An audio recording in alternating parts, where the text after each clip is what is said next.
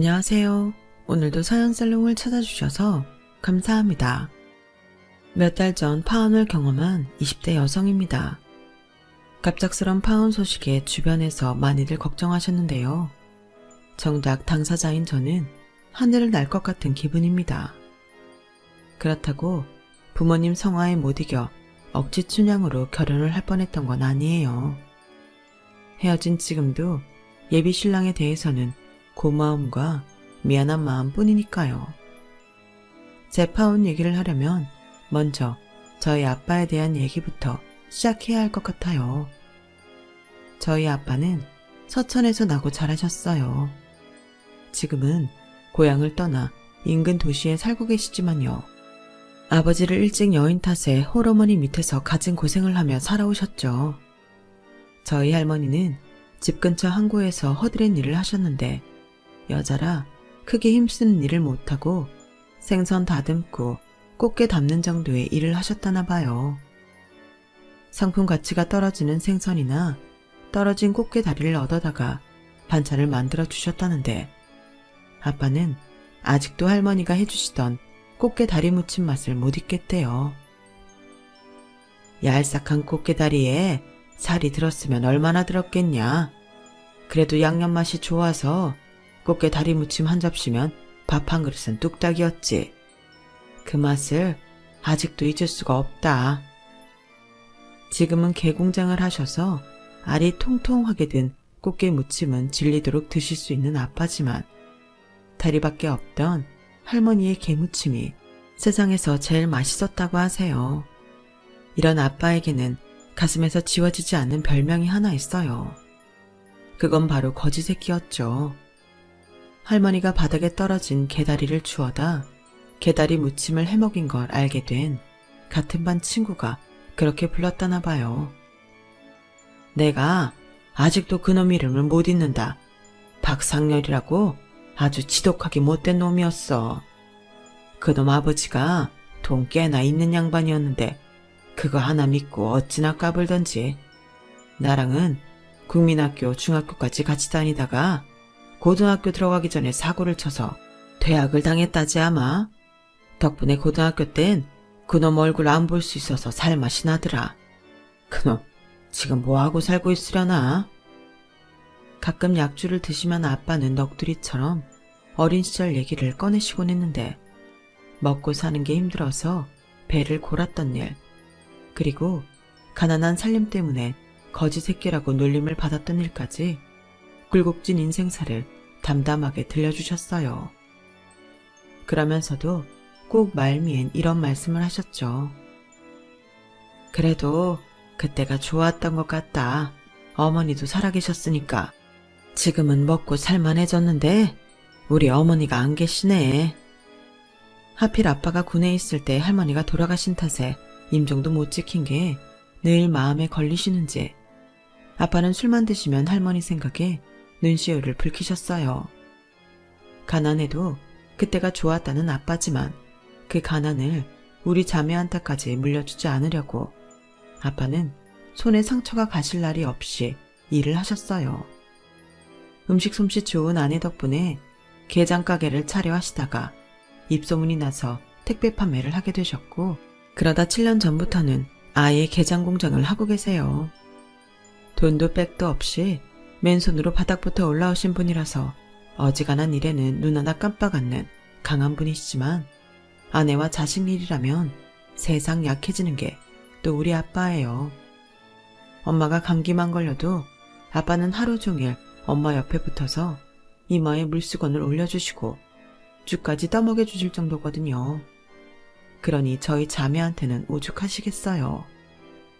제가 대학 때문에 서울에 있는 기숙사에서 생활을 하게 됐을 때도 아빠는 제 걱정 때문에 밤잠도 제대로 못 이루셨다고 하더라고요.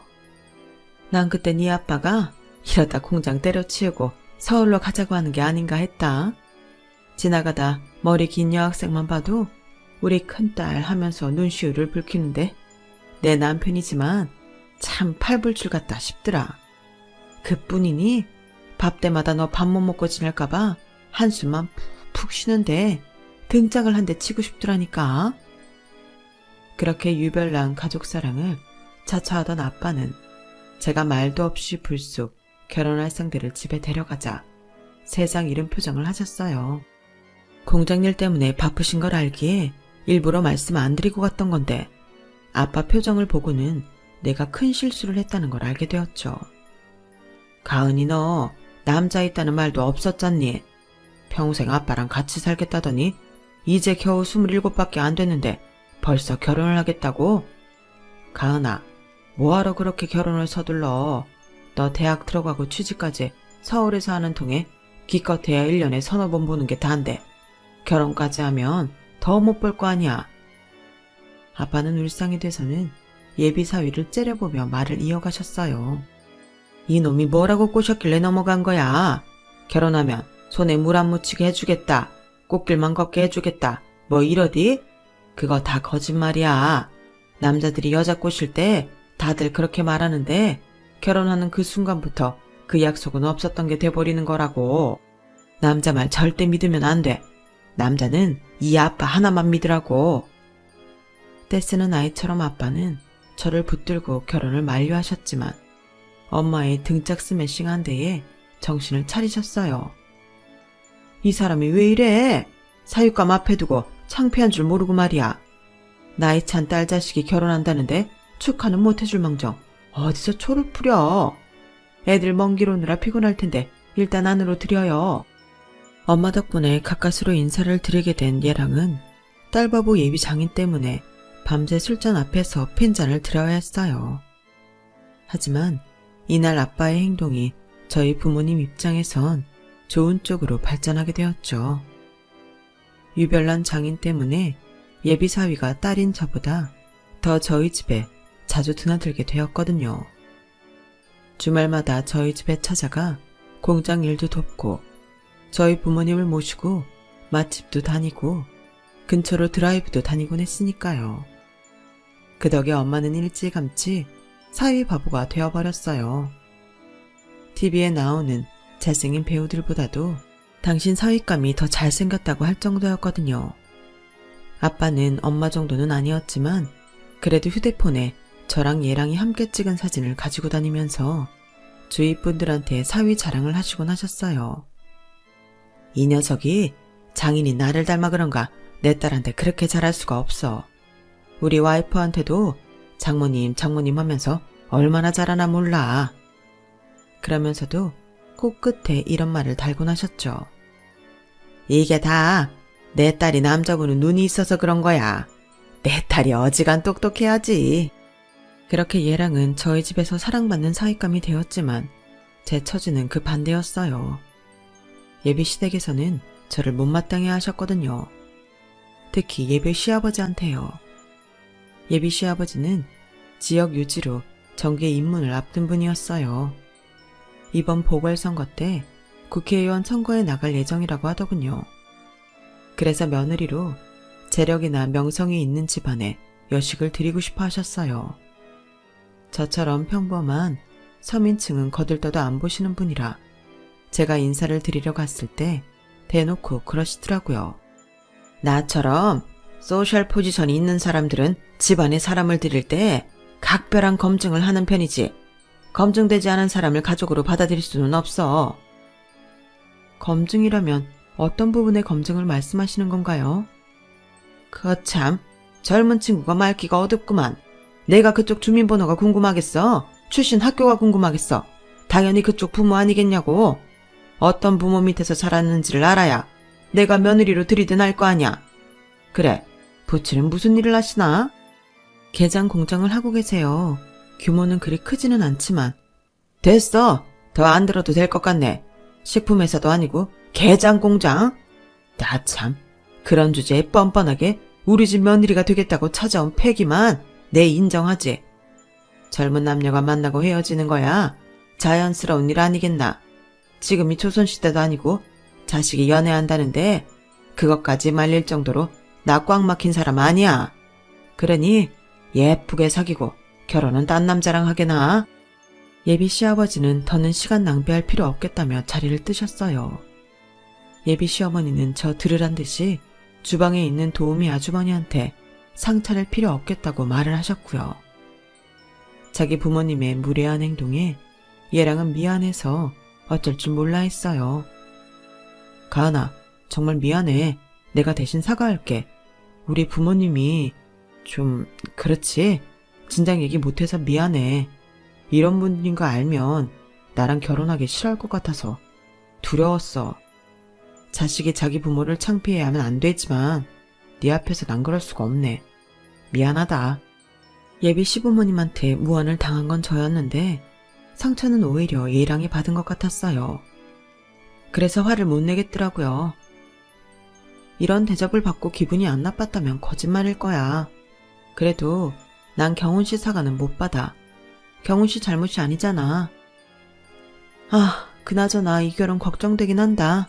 자기도 봤잖아, 우리 아빠. 세상에서 아빠 딸이 제일 예쁘고 잘난 줄 아는 분인데 이런 꼴 당한 거 알면 기성질에 가만 안 있을 거야. 그래서 말인데 나 어떻게든 경훈씨 부모님한테 점수 좀 따야겠어. 먼저 어머님부터 공략해서 차근차근 점수를 쌓는 게 낫겠지? 어머님이 뭘 좋아하시려나? 그때는 어떻게든 예비 시부모님한테 점수를 따야 한다는 생각뿐이었어요.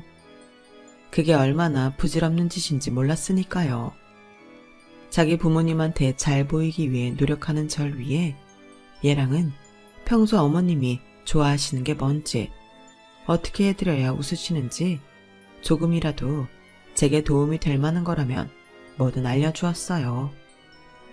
얘랑이 저희 아빠 마음을 돌리기 위해 애썼던 것만큼 저도 예비 시어머니한테 점수를 따려고 밤낮 없이 노력을 했죠. 성적을 올리는 것보다 사람 마음을 얻는 게 훨씬 힘든 일이라는 걸 그때 알았어요.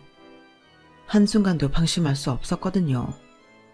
얘랑의 조언에 따라 외모 가꾸는 데 관심이 많은 어머님을 위해 강남에 있는 유명 에스테틱 샵에 예약을 하고 명품 매장 직원 할인 쿠폰도 얻어다 드렸어요. 제 부서는 아니지만 제가 다니는 회사가 명품 수입도 하고 있어서 영업부 직원들한테는 직원 할인 쿠폰이 나오거든요. 다행히 평소 어머님이 즐겨 사용하시는 브랜드라서 어머님도 꽤 좋아하시더라고요. 어머, 이걸 60%나 할인받을 수 있다고? 세상에, 그게 다 얼마야? 예, 근데 이거 내가 써도 되는 건 맞니? 직원만 쓸 수 있는 거 아니야? 아니에요. 직원 가족들도 종종 사용하는걸요. 대신 지정된 매장에서만 사용 가능하니까 저랑 같이 가세요. 어머, 그래? 그럼 우리 언제 갈까? 안 그래도 받은 백이 하나 있는데 그 제품도 거기 있을라나 모르겠네. 요즘 우리 집 양반이 국회의원 한번 돼보겠다고 여기저기 돈 퍼다 나르느라 내가 10원짜리 수표 한 장 쓰는 것도 눈치를 보고 살잖니. 그놈의 정치가 뭐라고? 내 돈 들여가면 뭐하는 짓인지 모르겠다. 기왕 말 나온 김에 우리 내일 갈까? 넌 시간 어떠니? 네, 괜찮아요. 그럼 내일 점심때 가실래요? 매장이 저희 회사 근처라 점심시간에 잠깐 들르면 될 것 같거든요. 그래, 그럼 내가 내일 니네 회사로 가마. 가은아, 너 꼭 내 며느리로 들어와야 한다. 그래야 종종 너랑 쇼핑도 하고 피부관리도 받으러 다니지. 내가 우리 집 양반은 살살 구슬려 놓을 테니까 너무 걱정하지 마. 다행히 어머님한테는 공들인 만큼 마음을 얻을 수 있었어요. 문제는 아버님이었는데 어머님 덕분에 훨씬 수월해졌어요. 어머님이 중간에서 제 자랑을 많이 해놓으셨거든요. 있는 집 며느리 들여봤자 지 친정 믿고 시부모 알기를 우습게 알기나 하지 크게 도움될 거 없다면서 그러느니 시부모한테 잘하고 고분고분한 며느리를 드리는 게 훨씬 낫다고 말이죠.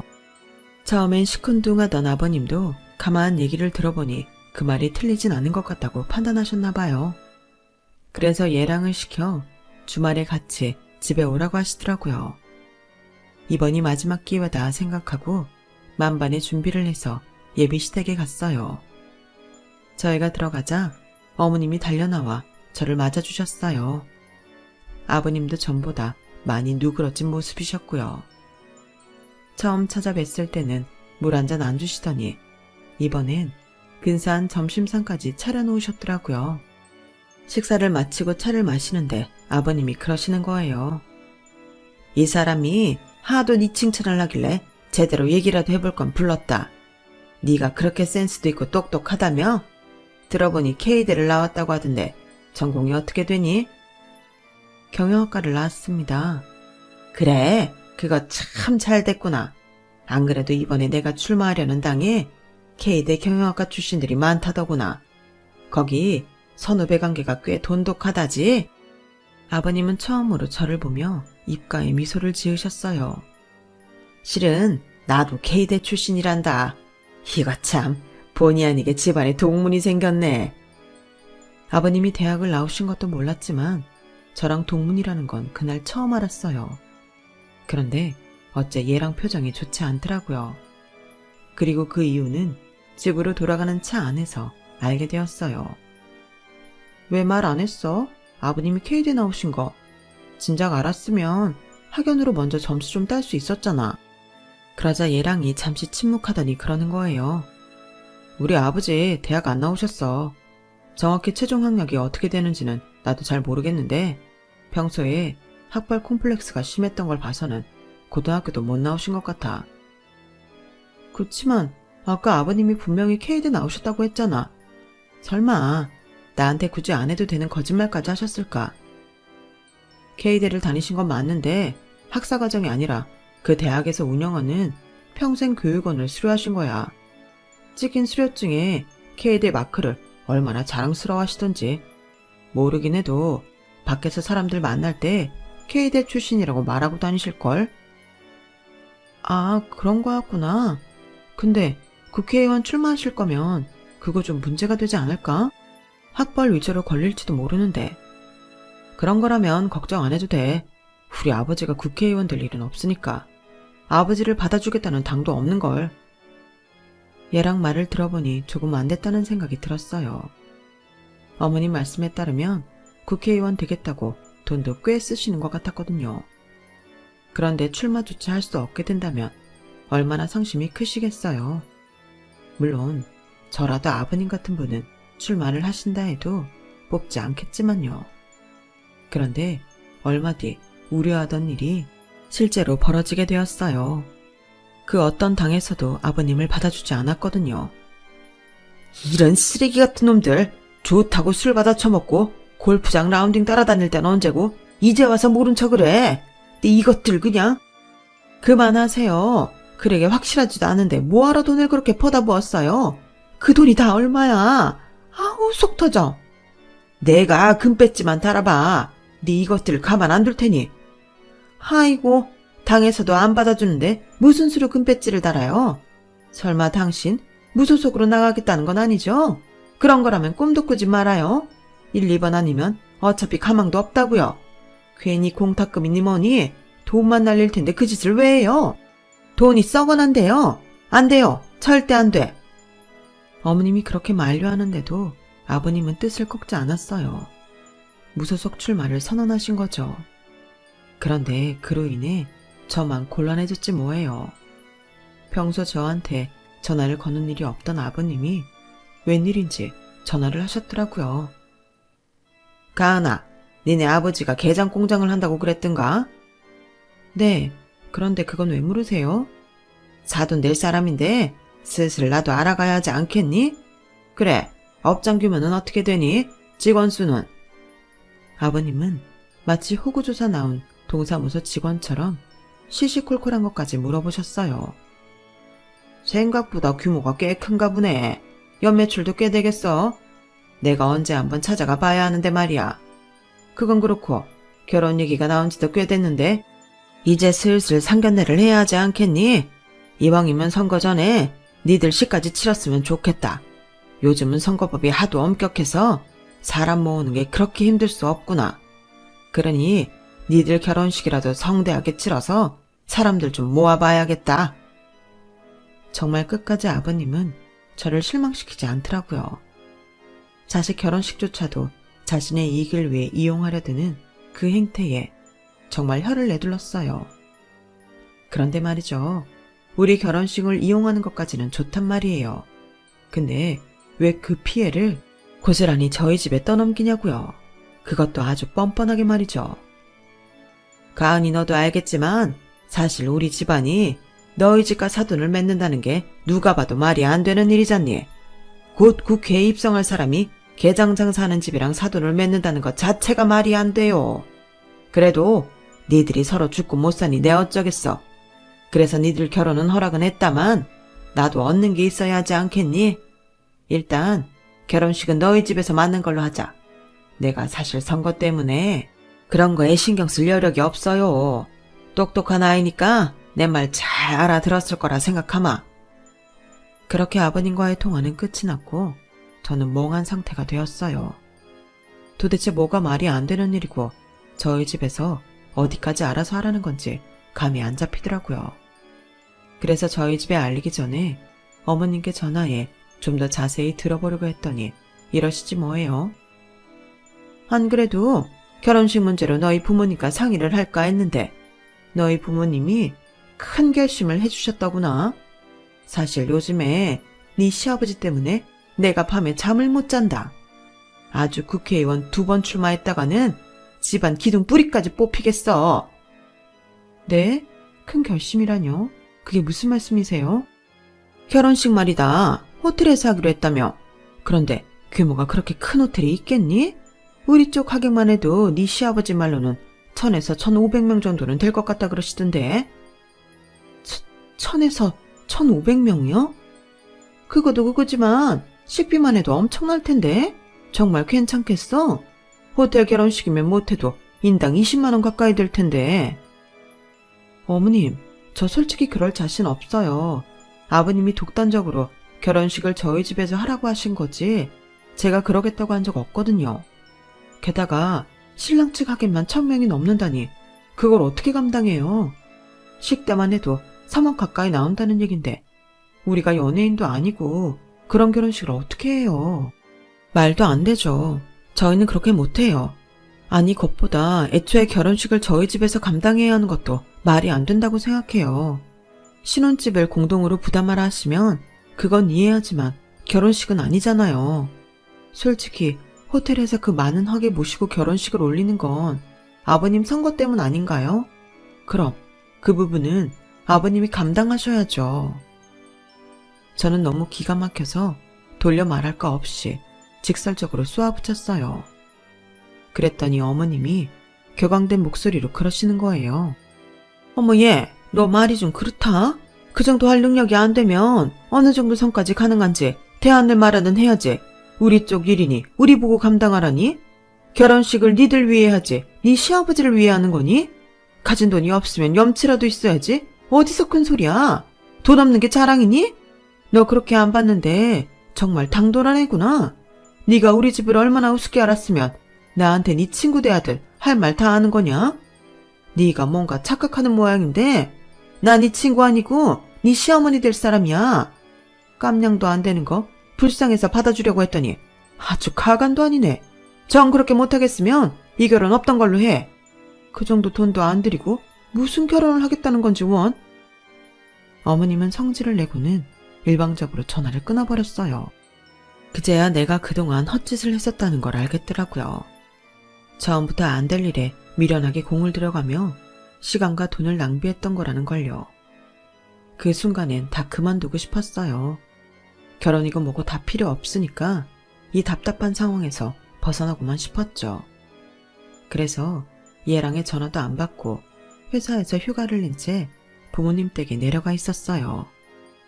며칠 동안 방 안에 틀어박혀 밥도 안 먹고 꼼짝을 안 차 이틀째 되는 날 아빠가 스페어키로 문을 따고 들어오셨어요. 그리고는 멍한 눈으로 침대에 앉아있는 저를 보시고는 금방이라도 울음이 터질 것 같은 얼굴로 그러셨죠. 누구냐? 우리 딸 힘들게 하는 게 누구야? 경훈이냐? 경훈이 그 자식이 바람이라도 피운 거야? 아니야, 아빠도 알잖아. 경훈 씨 그럴 사람 아닌 거.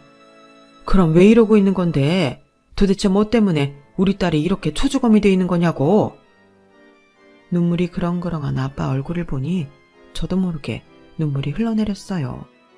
그래서 아빠를 끌어안고 펑펑 울었죠. 한참 울다가 그간 있었던 일을 아빠한테 말했더니 아빠가 한숨을 푹 쉬시더니 그러시는 거예요. 고작 돈 때문에 그동안 그 인간들이 널 그렇게 힘들게 했던 거냐? 나 원참. 가은아, 네 아빠 그 정도 해줄 여력 돼. 호텔이 아니라 해외에서 결혼식을 해달래도 아빠 해줄 수 있어. 그런데 그 인간들이 그동안 내 자식 가슴에 못 박고 힘들게 한 건 도저히 그냥 못 넘어간다. 일단 그쪽에 원하는 대로 결혼식 해주겠다고 하고 상견례부터 잡아라. 만약 상견례 때 그 인간들이 너한테 사과하면 내가 이 결혼 하게 하고, 끝까지 사과 안 하면 그때 네 아빠가 결혼식 다 엎어버릴 테니까. 알겠지? 그러니까 걱정하지 말고 밥부터 먹자. 아빠는 내 새끼 입에 밥 들어갈 때가 제일 행복한 사람인데 네가 밥을 굶으면 어떡하냐. 나가자. 나가서 밥부터 먹고 그 다음에 생각하자. 응? 결국 아빠 손에 이끌려 방 밖으로 나온 저는 아빠 청화에 못 이겨 밥을 먹었어요. 그리고 며칠 뒤 얘랑한테 연락해 상견례 날짜를 잡자고 했어요. 그리고는 시어머니한테 전화해 아빠가 말한 대로 시댁에서 원하는 대로 결혼식 비용도 되겠다고 말했죠. 그러자 언제 그랬냐는 듯이 다시 어머님은 다정한 목소리로 저를 대하시더라고요. 가은아, 저번에 많이 놀랐지? 나도 그때는 제정신이 아니라서 말을 좀 함부로 한 것 같다. 근데 얘, 너도 그러는 거 아니야. 그래도 내가 명색이 시어머니인데 며느리감한테 그런 소리 들으면 기분 좋겠니? 뭐 서로 간에 약간씩 실수한 거니까 우리 그날 일은 다 잊고 앞으로 있을 좋은 날만 생각하자. 좋은 날. 이 과연 올지는 모르겠지만 아무튼 저는 시어머니 성질을 긁지 않고 조용히 통화를 마쳤어요. 그리고 드디어 상견례가 있는 날, 저희 가족은 미리 예약해둔 한정식 집에 도착했어요. 저희가 도착하고 한 10여 분쯤 지나자 예랑과 예비 시부모님이 룸으로 들어오셨어요. 그런데 저희 시아버지를 바라보는 아빠의 눈빛이 예사롭지가 않더라고요. 마치 철천지 원수를 외나무 다리에서 만난 것처럼 눈에 독이 잔뜩 들어있었죠. 아빠는 제가 고향집에 내려가 시금을 전폐하고 있던 그때 제게 저희 시부모님에 대해 물었던 적이 있어요. 그리고는 시아버지 성함을 포털 사이트로 검색까지 하셨죠. 국회의원 선거에 나간다고 하시더니 아버님에 대한 정보가 꽤 올라와 있더라고요. 그런데 아버님 사진과 이력을 확인하던 아빠가 갑자기 욕석을 내뱉으며 한숨을 푹푹 쉬시더라고요. 왜 그러시냐고, 무슨 일이 있냐고 물어도 대답도 않고 말이죠. 그런데 오늘 아버님을 보고 또다시 그때와 같은 표정을 지으시는 걸 보니 모르긴 해도 아버님과 연관이 있는 일이 분명한 것 같았어요. 그리고 잠시 뒤 그간의 궁금증이 해소가 되었죠. 그런데 가은이 아버님은 왠지 낯이 좀 익습니다. 혹시 고향이 어디십니까? 서천입니다. 서천이요? 나도 서천 출생인데. 그럼 학교는 어디 나왔습니까? 그러자 아빠는 조소를 지으며 말했어요. 나다, 백승천이. 백승천이라. 어? 너 그 거지 새끼? 맞지? 그래, 네가 거지 새끼라고 부르던 백승천이 맞다. 넌 나이를 먹고도 여전하구나. 이야, 지질이 가난해서 항구에 떨어진 개다리 주워다 먹던 거지 새끼랑 내가 사돈을 맺게 되다니. 다참, 이거 말이나 되는 상황이야? 아들 너 이놈, 어디서 여자를 데려와도 이런 부모 밑에서 난 여자를 데려왔어? 너 가은이 아빠가 어떤 사람인 줄 아냐? 우리 동네에서 제일 찢어지게 가난한 집 자식이었어. 이놈이 개다리 주워 먹고 살던 거지 새끼라고. 그런데 천하의 박종대가 이런 거지 새끼랑 사돈을 맺어야겠냐? 난 못해. 아니, 하늘이 두 쪽 나도 절대 안 해. 그때였어요. 저희 아빠가 피식피식 웃기 시작하셨죠. 너 지금 웃었어? 니까지 감히 내 앞에서 웃어? 이 거지놈이 죽으려고 어디서 까불어? 너 일어나! 당장 일어나! 그러자 한참을 피식거리며 웃던 아빠가 입을 열었어요. 닥치고 앉아 이 새끼야. 쪽팔리고 싶지 않으면 조용히 입 쳐 다물어. 너 국회의원 출마한다며? 넌 봐, 양심의 가책도 안 느끼냐? 너 같은 새끼가 금배지 달겠다고 기웃대니까 이 나라 정치가 이 모양 이 꼴인 거야. 양심이 없어 이놈이. 너 학폭이라고 들어봤지? 학교폭력 말이야. 요즘은 인터넷이 발달돼서 그거 하나 뜨면 잘 나가던 가수고 배우고 하루아침에 다 바닥으로 뚝뚝 떨어지더라. 아주 올바른 현상이지. 그게 당연한 거야. 너 중학교 퇴학당할 때 퇴학사유 기억나냐? 내가 말해줘. 네가 종택이 괴롭히고 돈 뺏고 끝내는 다리 한쪽 병신 만들어서 잘린 거잖아.